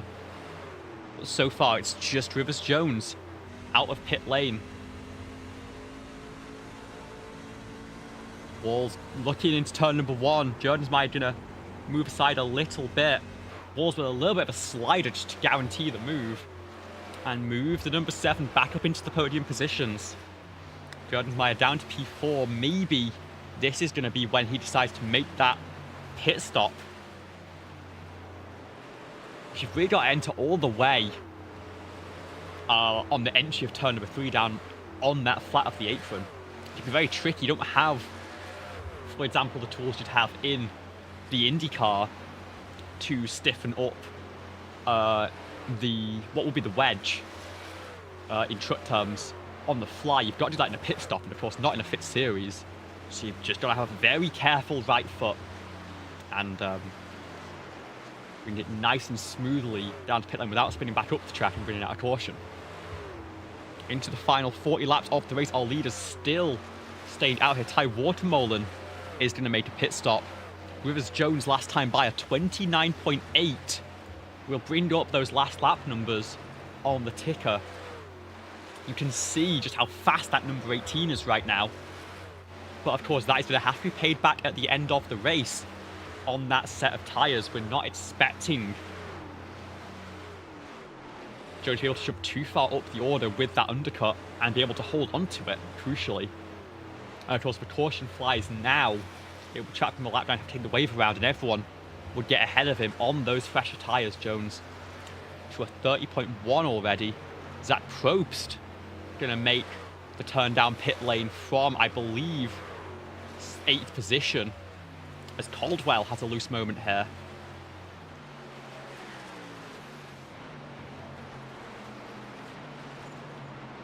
As of yet, no one in the top 5 making the call for a pit stop.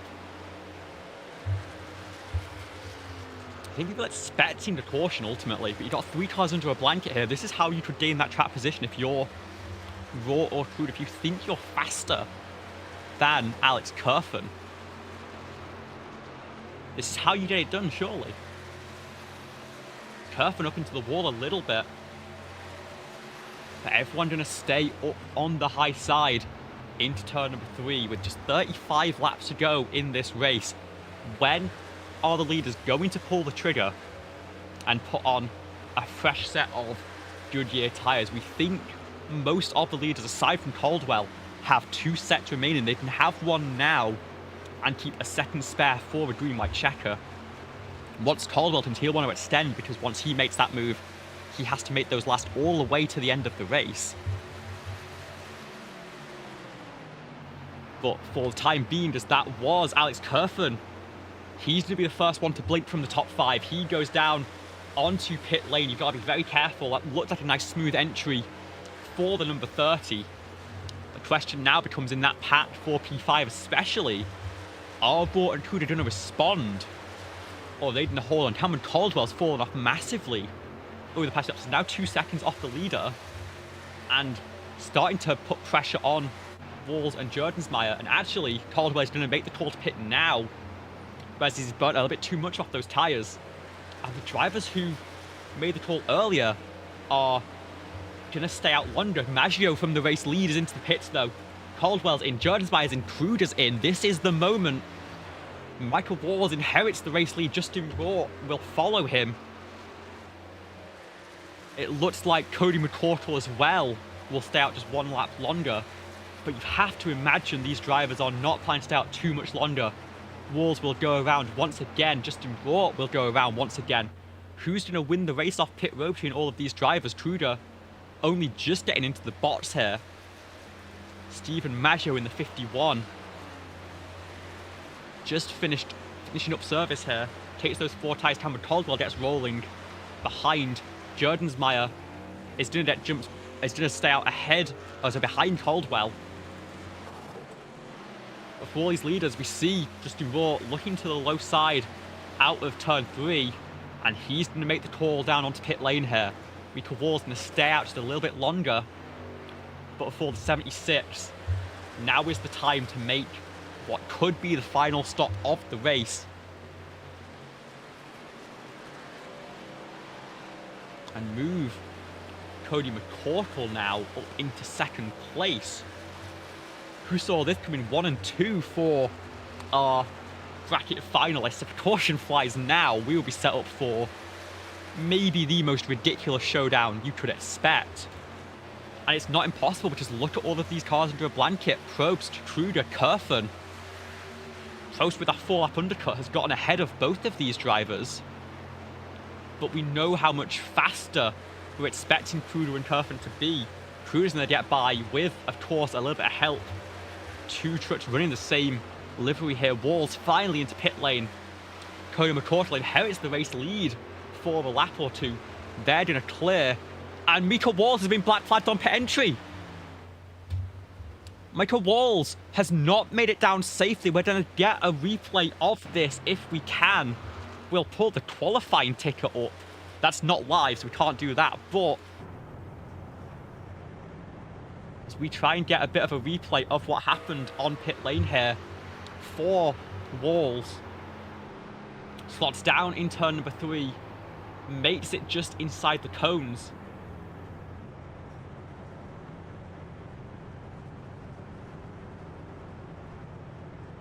And the speed is pretty consistent here. So I'm not quite sure how that has happened for the number 7. But he's taken what I think is going to be a 40-second hold. Cody McCorkle still leads this race by just 12 seconds. Rivers Jones and Stephen Maggio. Rivers Jones pit super early. He's in all manner of chaos. Near 3 wide on the backstretch to clear a couple of lap trucks. Maggio going to try and chase down. Has 9 lap pressure tyres. Walls finally out of pit lane, but 2 laps down. And Cody McCorkle, who is tiptoeing around here, was about 15 seconds behind the number 7 at the last caution. The only instruction surely for the number 2 crew is make it a safe pit entry, stay out of trouble, and hope that we stay green to the end, because that could be the mother of all upsets for Cody McCorkle, who is still running and ticking off laps led in this race. Just 10 seconds now to Rivers Jones, who was closing in by 2 seconds a lap there. Stephen Maggio closing in 6/10 on Rivers that last time by. But as Cody McCorkle makes it into the final 30 laps of the race, and makes it into the wall just there, be careful, Cody. I think now's the time to take the set. Don't blow it now. Before it gets past Thornton for 9th place, we've got a huge fight for P5 with Caldwell leading Jordensmeyer, Kruger, Kerfen, and Zach Probst now. He's 5 seconds off Jones in the net race lead, but Cody McCorkle comes off turn number 2. Is this going to be the call with just 25 laps to go to come down pit lane? No. Mika Walls is going to unlap to go 1 lap down. That is the fight for the bracket for $75. And Walls is 2 full laps behind now, or I'll make that 1.9. Cody, you've got to make a pit stop at this before the end of the race. You know, it's now going to be the time. The gap is now just 6 seconds to Rivers Jones, and it is going to be for the number 2 down onto pit lane. A little bit of a slide on the apron. Just be as careful as you need to be down to pit lane speed. The final car in the pit cycle, other than Stephen Thornton actually, who is down in 10th place. And it looks like it has been a smooth entry for the number 2. Rivers Jones will inherit the race lead. Stephen Maggio just 1.2 seconds back now from the number 18. These two Toyotas have been going at it all day. Jones going for a big undercut to try and put some pressure on. I believe that was Walls. Or no, Tristan Mahout at the back of the field, having a bit of a moment and letting some drivers by for going the lap down. Tristan, also on old tyres, has to try and bring it down pit lane as a spin off turn 4. Is that going to bring out the caution? He's way down on the apron. Cody McCorkle out of pit lane, and actually Tristan got a toe just to make sure this doesn't affect the battle. Walls now just one spot behind Cody McCorkle, who's rejoined the racetrack. Rivers Jones trying to fend off Stephen Maggio. We've got a battle on the screen here. We'll keep up the Delta battle at the bottom for that bracket win. Cody McCorkle handed a lifeline and has 5 lap pressure tyres than Walls to the end of this race, but has fallen a lap down with that overcut. Stephen Maggio going for the move on Rivers Jones, goes to the high side. Can he make it stick through the late corner? Is Jones going to leave the room? Yes, he is. Mark that. 21 laps to go, and a new race leader is the number 51 of Stephen Maggio. Cameron Caldwell 3 seconds behind on equal tyres as these drivers get towards that is going to be the number 16 of Jonathan Canfield, still fighting for every position he can, but getting out of the way to not get in this lead fight. I think Jerdensmeyer with a little bit of latency falling here towards the final 20 laps. And McCorkle just running equal lap times to Walls right now. I wouldn't be surprised if the 7 is giving it absolutely everything on this set of tyres to try and catch back up. Gained 6/10 last time by, 30.1, or placed 30.5, 4/10 I should say. So McCorkle struggling with performance still in these final 20 laps. But Mike is going to have to make half a second over the next, the rest of this race per lap to have a good chance. Rivers Jones now 1.1 off our race leader. This is our battle for P3, a 3-way fight between Caldwell, Jerdensmeyer, Kruger. They all pit on the exact same lap 14 laps ago. The car in front pit 9 laps earlier and has a lot of work to do. Remember, Caldwell, we think the only driver in this group to be out of tyres entirely. So if a late caution does fly, he'll be backed into a corner, but that will likely trap some cars, including both McCorkle and Walls, 1 lap down, because he has no benefit to pitting here. He's going to get up into the wall. Jonathan Jerdensmeyer going to go for the move for 3rd place here, and he's going to make it stick. And I think Michael Kruger now going to try and follow through if possible. But these 3 want to try and get a move on towards Rivers Jones. There's a 2nd place on the line. I think Stephen Maggio may be just a little bit too far ahead and a little bit too clean of a run to be challenged all that much, as Ty Watermolen actually is going to let the 2 of Cody McCorkle through, as well as Stephen Thornton actually, who's on very old tyres and needs to make a pit stop here. Ty going to get up into the wall. That delta's still about 9 seconds between the 9 and the 12. Oh, sorry, the 2 and the 7 in 9th and 12th.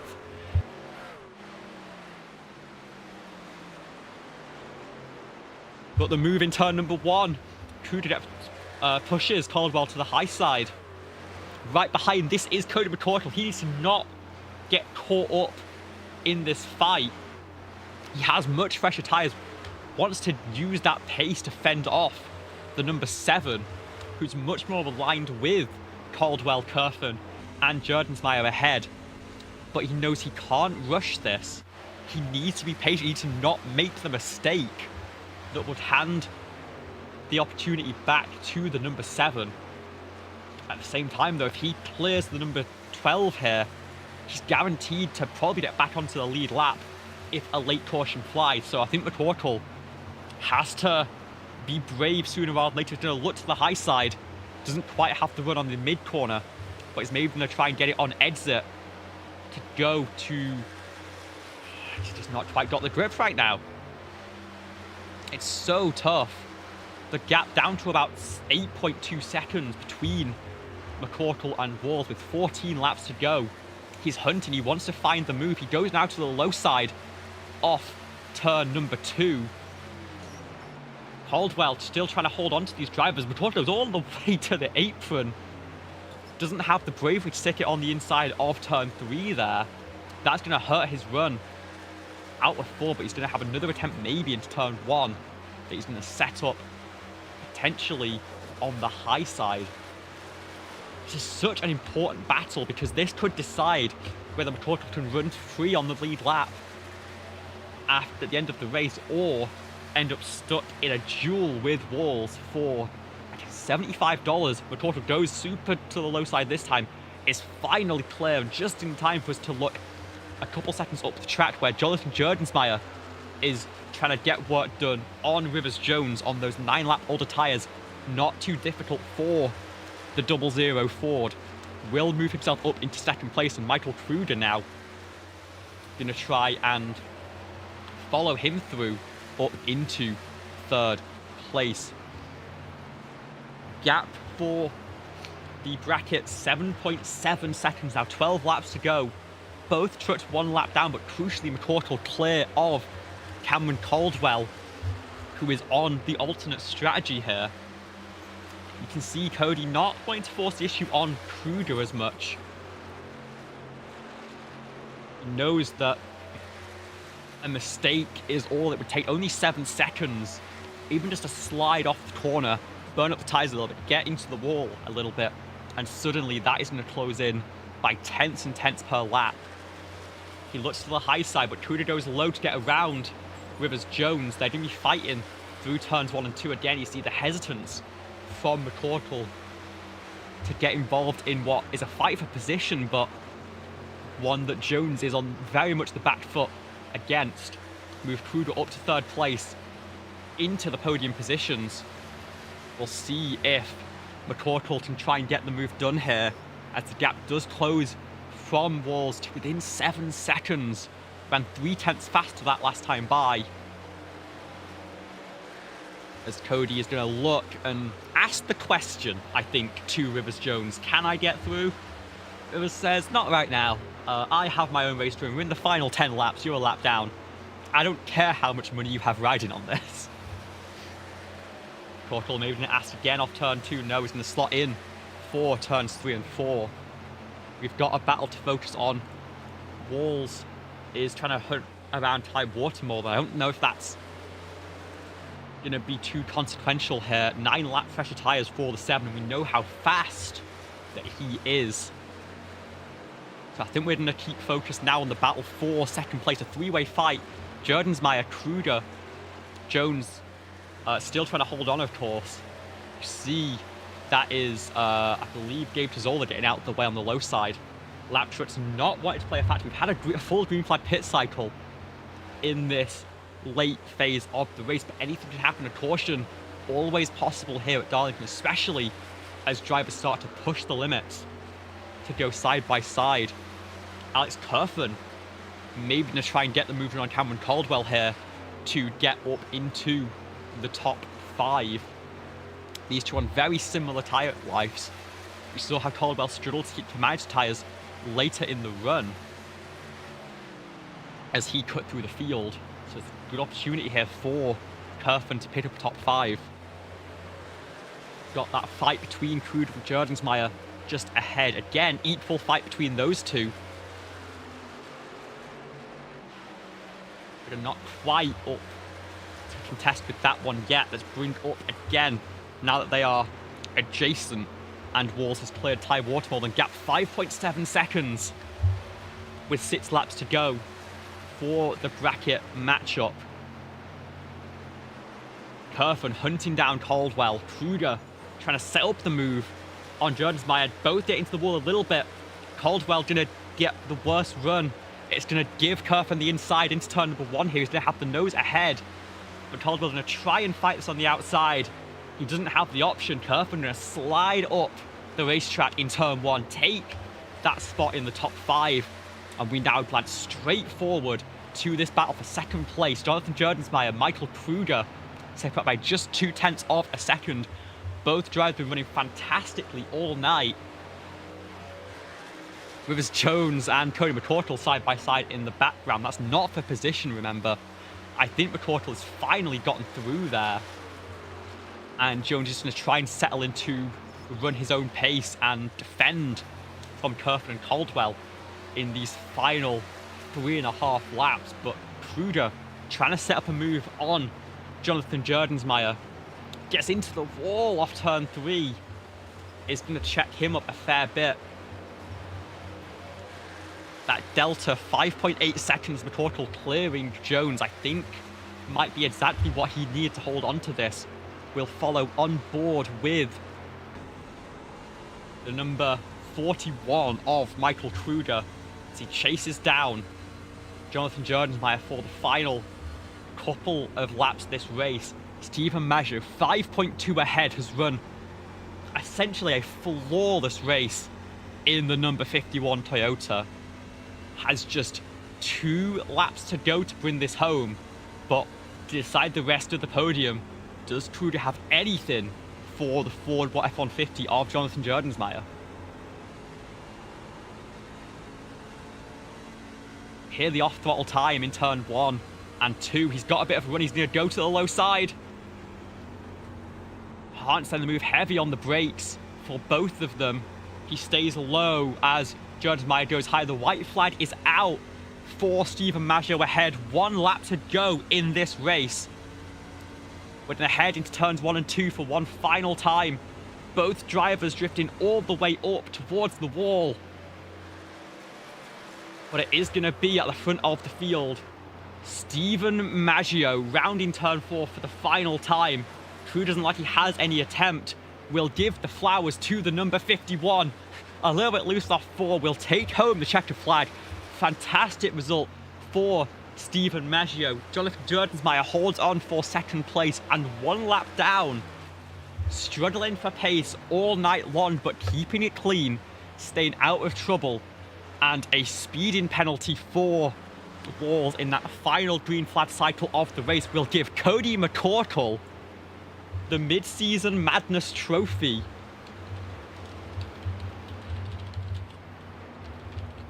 And what is going to be a total of $100 for the number 2. A fantastic run for them.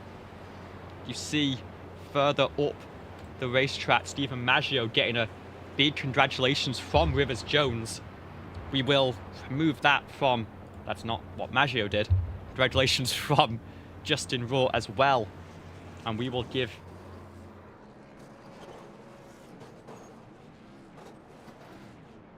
and just know what get the donut started early for the number 51 Hudson Hornet machine of Stephen Maggio.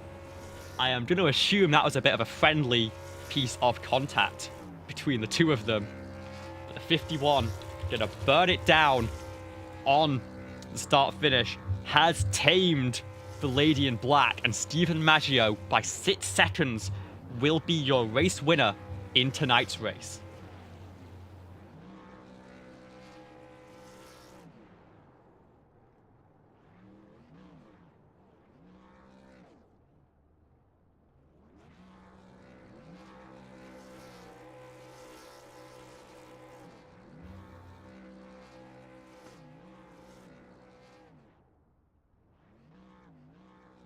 Second win on the season for the number 51 after taking a very closely fought win at Auto Club in round number 2. Stephen Maggio brings home the checkered flag again at Darlington. So, as we wait for our drivers to filter in for interviews post-race, let's have a look at our race finish results here at Darlington. Stephen Maggio, dominant all night long, wins by 6 seconds over Jonathan Jerdensmeyer and Michael Kruger with a great battle all the way to the checkered flag. Withers-Jones will finish P4 on that undercut call with Alex Kerfan. P5 gets around Cameron Caldwell for 6th place.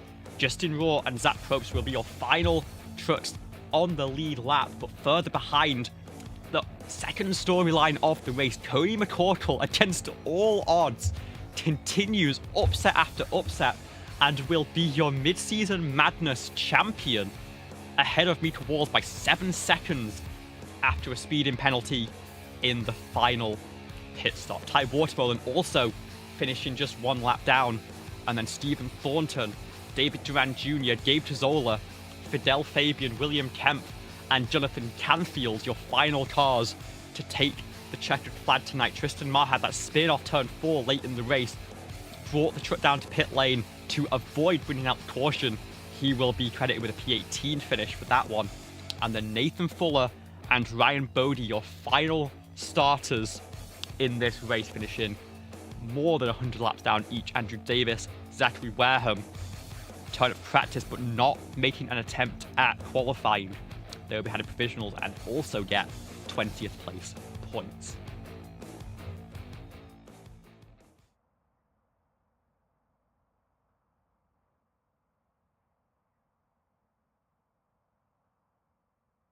As the drivers start to filter in for conversation, let's start off, of course, with our race winner, Stephen Maggio. Congratulations on a fantastic run through the field there. Gapping by 6 seconds, just what was your secret in the long run to hold on to that one? I don't know. I usually am not that good here. I was pretty surprised. I was just really focusing on saving my right front. I gotta dedicate this win to JP. I know he's not here tonight, and I was hoping he was gonna race tonight because I thought we could have had a good battle. But yeah, shout out to Jonathan Parker, because I used to be so bad here, and then one day he whooped the field, and I was like, man, you gotta tell me, like, I'm killing my right front. How are you doing it? And he was like, you just gotta sit on the bottom in 3 and 4. Don't overdrive it, and you'll keep your right front on the car. And I was like, all right, I'll try it. And ever since then, I've been so much better at this track, and I think that was really what the difference was, because I was never loose at any point in this race. I was just tight the whole time, so I was focusing on saving the right front, and then I guess not being loose helped me as well. So I was just like, car felt great whole race, pretty much felt awesome, and yeah, just I never felt like the car never felt bad, and it just had natural speed in it. Well, a fantastic run, second on the season, and of course second in a week for you over on JCTV, picking up a win just a couple of days ago. Talk us through what this run of form really means for you as you try and solidify your run towards the playoffs. That'll move you well into the top 10, and of course you have that wild card to fall back on as well. Yeah, it feels good. I mean, this is actually my first win on speed, because I won Auto Club on fuel saving. I mean, I might have had speed to win that one, but it ended up just being the fuel saving is what won it. So that first win on speed feels great. And yeah, I mean, like I said, I wasn't really expecting to come in here and have a chance to win, but that just worked out. So I'm happy about it. And I think some of my better tracks are in the playoffs, so just getting some momentum going will be really good. Sounds fantastic. And of course, you already gave the shout out to your coach for this venue, but any other sponsors, any other friends you want to give some love to, congratulations on your second win of the season here at Darlington. Thank you. Yeah, I'll shout out my team, GOAT. We got Jurg, Micah, and Justin. And then we got Rivers, who's pretty much our teammate. I mean, he's on T1A, and then you got Gabe on T1A and Bogey. And then shout out you guys in the booth, and shout out, and I think that's it, actually. Thank you. No worries, we will see you next time out, and good luck for the rest of the season. Yep, have a good night. Yeah, you too. That is going to bring us on to our second place finisher for tonight's race. Teammate that we mentioned, Jonathan Jerdensmeyer, coming home second place after a very hard-fought battle in that pack with not just Kruger, but really the rest of the top 6 or 7. How is the feeling fighting for such high stakes at such low tire grip at the end of a race like this? It's really fun actually. I mean, there's a lot of tire wear today, and it was a lot of just about who could save their tires the best, and I think that showed. There was a lot of comers and goers in this race. A lot of guys who could qualify well, but couldn't really run as quick on a longer run, and it was really fun to be able to pass those guys, sliding around, trying to save tires, and eventually coming home second. Feels good. Of course, you had Rivers Jones, who pit very early in that final cycle, 9 laps before you made the call to come down pit lane. Was there any thought of trying to cover off that move from the number 18, or were you confident that having the fresher tyres at the end of the race would be the way you'd want to go to bring home that position that you did? I wasn't really thinking about Rivers too much, but more about Alex Kerfan and him pitting a lap earlier. And when Steven said that he was gonna come in, I made the instant decision to come into the pit just to avoid getting undercut a lot because I knew that it would be really hard to pass if you're behind someone who was actually quick. So yeah, I just decided to come in when Steven pit. When I was passing Rivers, I had no clue that he even pit at that moment. He just wasn't really in my mind a whole lot, but yeah. Now, fourth podium on the season for you. Your second came over at Sonoma, and next week we head back over to a road course on the East Coast at Watkins Glen International. Talk us through what your prep's going to be like for that and how much you're looking forward to getting some right turns on the circuit again. Yeah, I really like my chances at road courses. Watkins Glen's a lot less technical of a track than Sonoma, so I think I won't be as much of a as quick as I was in at Sonoma, but yeah, road courses. I like road courses a lot more just because there's a lot less parity. If you're quick at a road course, you're not going to get screwed by a caution. So, I mean, I think I could definitely bring it home top 5. Well, I look forward to seeing what you're able to do. And before you head off course, shout outs, sponsors, congratulations on a fantastic podium finish in tonight's race. Shout out to the guys, Steven getting the win. Rivers Rivers was really quick too. He made a lot of mistakes, but he powered through to finish fourth, which is really cool for him. Micah choked away $75, but yeah, shout out to all those guys, all the guys who make it happen on the team, and yeah, that's about it. Thank you for joining us, and we'll see you next week over at the Glen. Yep.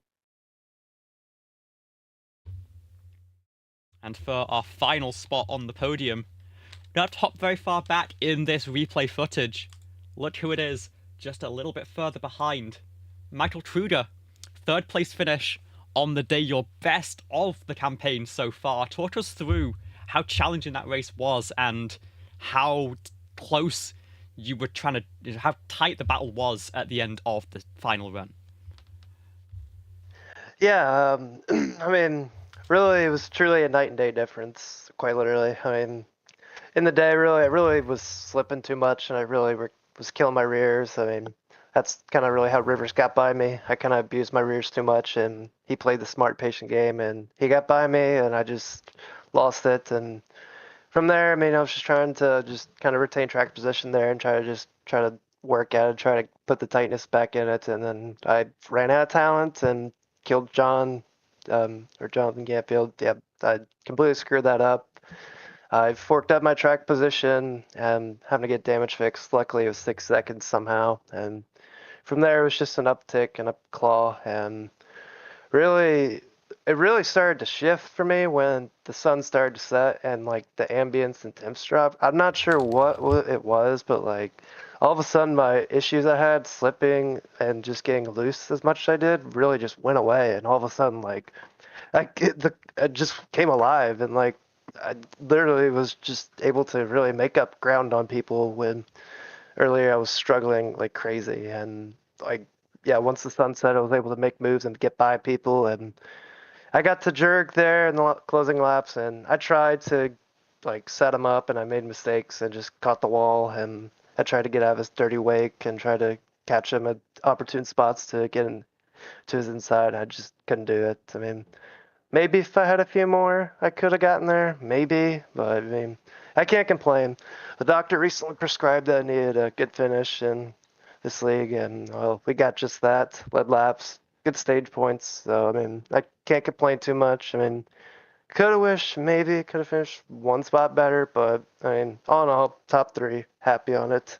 It's about time we got something good after I've either made some bonehead moves that cost me this season, so it's good to get a good result. It was only your 5th start of the campaign here, of the 8 races we've run so far. So maybe playoffs not too on the horizon unless you can pick up a big win in the final 3 rounds of the regular season. Which race are you looking forward to running in the rest of the campaign, and what do you think is your best shot at trying to take home a checkered flag?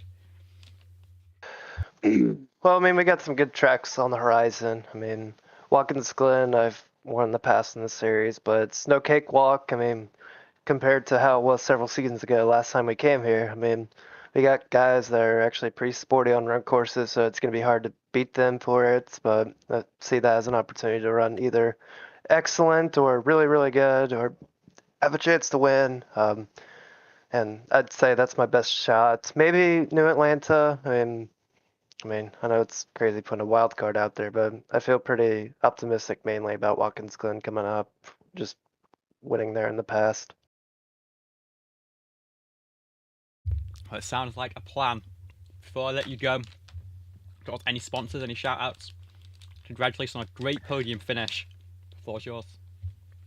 Yeah, thank you so much. Yeah, I'd like to thank everyone at Chicano. Oh my gosh, I'm so out of this. I haven't raced in such a while. I haven't or done any of these. I'd like to thank everyone at CHM, the boss man, Alonso Chicano. I know he's battling an injury suffered recently with his ankle, so hope he's doing well. Hope he's recovering. I'd like to thank him and my teammates Tristan and Cody, and some of the guys in the affiliate Radius Racing. All those guys.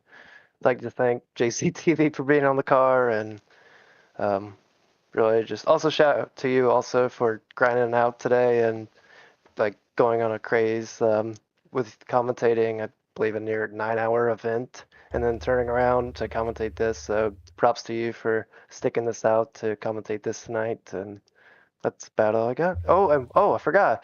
Also, I'd like to shout out my mom and dad for watching this. I know they'd be pretty stoked for me to get top 3. So I mean, just shout out to them as well. You put on a great show for them and for all of us here. Congratulations, we'll see you next week. Thank you so much. And that will wrap up our interviews and our broadcast for tonight's race.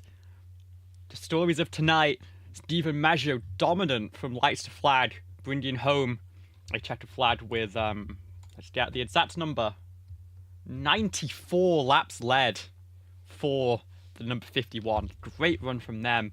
And then, of course, Cody McCorkle weathering the storm, taking advantage of a late mistake from Mika Walls on pit lane to take home the Mid-Season Madness Championship and a $75 cash prize to make it around 100 for him in the tournament. We are going to be back next time out at Watkins Glen. Just 3 races to go in the regular season.